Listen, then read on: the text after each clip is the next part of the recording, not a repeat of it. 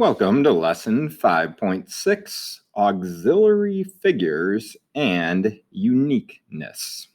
So we're going to look at these two ideas, one being auxiliary figures, the other being uniqueness. And we're going to dive a little bit into how do these help us with proofs and understanding some of the logical reasoning in geometry. So we'll get to the definition of both in just a second. But example 1 is one asking, given segment AB, which of these things are uniquely determined? If they are not, why not? So what does it mean to be uniquely determined? So uniqueness in math means there's one exact thing that satisfies the condition. So if something's uniquely determined, there's only one way to satisfy it, meaning that if segment AB was drawn, there's only one midpoint of AB, only one point it could be. So the midpoint of segment AB is considered to be uniquely determined. There's only one possible point that's the midpoint. But in B, for example, a bisector of segment AB. Well, if I just simply had a segment, pretend that's a straight segment with a midpoint here, if that's my midpoint, simply to bisect means I need to cross the midpoint. So there could be a line at this angle, a line there, etc. Many different lines or segments that we could draw. So a regular bisector AB is not unique. But the perpendicular bisector AB, meaning a line that crosses AB in the midpoint at 90 degrees, that is unique because there is only one possible line that goes through AB's midpoint and crosses it at 90 degrees. So the idea of uniquely determined is there's only one thing, one approach, one number, whatever it may be, that satisfies the condition or the statement. So uniquely determined, that's our simple example definition for math. So then that idea of uniqueness goes into a few figures, such as the unique circle theorem, where it says there's exactly one circle, a unique circle, through any three given non-collinear points. So if I gave you a point A here, B here, and C here, there is only one possible circle that all three of these points lie on.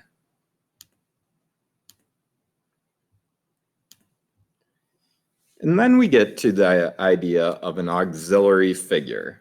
And this is really where this ties into proofs and our justification.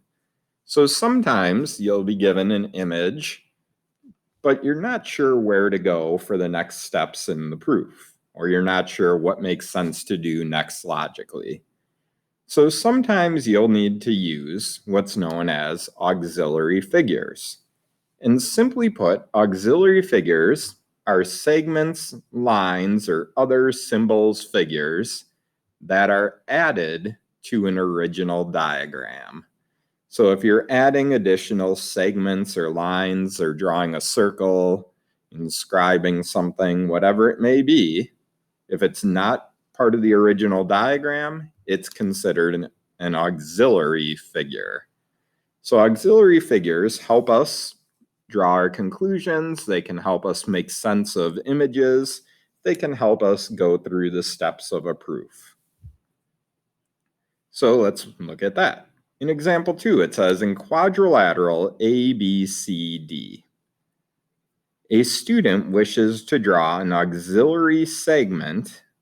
So they're wishing to draw an auxiliary segment. And what that would be is the diagonal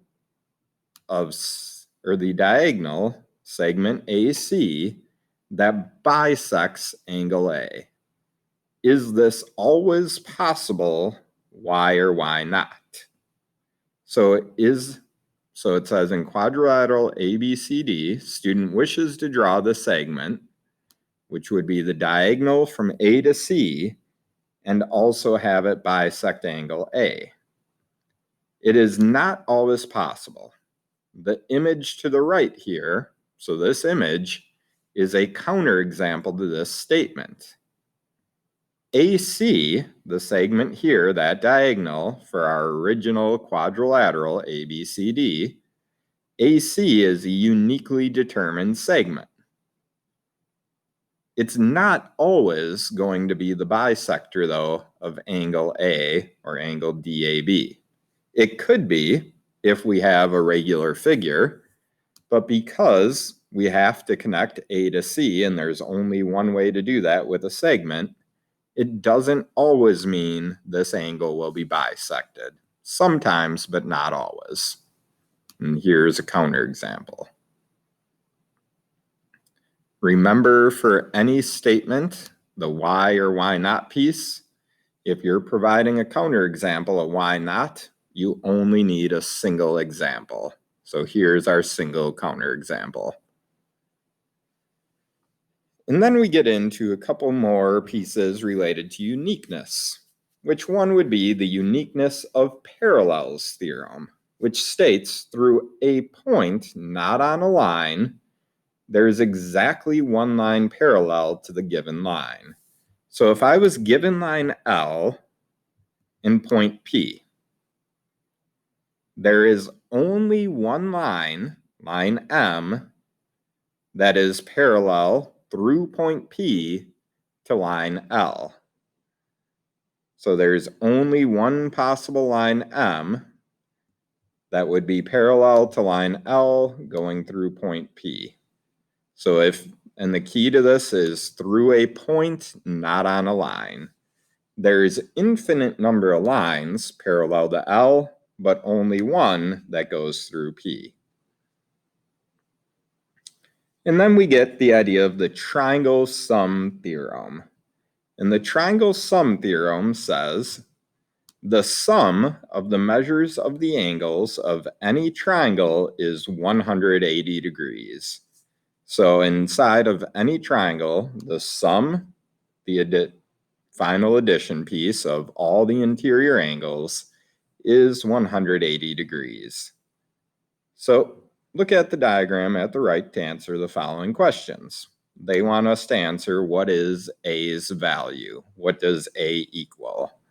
And then they want us to give the measure of angle QPR. And finally, why is it that QPT is a right triangle? So the first thing I need to do is look at my diagram and try to figure out how I'll find A. Well, angle Q is 2A, angle T is 5A, and angle P is 3A. Those three angles added together equal 180. So 2A plus 3A plus 5A is 180, meaning 10A equals 180. Divide by 10, so A is 18. So now I know the value of A was 18. So to get the measure of QPR, Q to P to R, this angle right here, angle P, we're just going to substitute the 18 in for A. So 3 times 18 gives me 54 degrees. Now the final question is, how would we know that QPT is a right triangle? So in this case, we would find the other two angle measures. So we knew that this one down here is 54. Angle Q, 2 times A, is 36. Angle T, 5 times 18, is 90 degrees. So angle QTP is 90 degrees. And any triangle with one right angle, by definition, is a right triangle.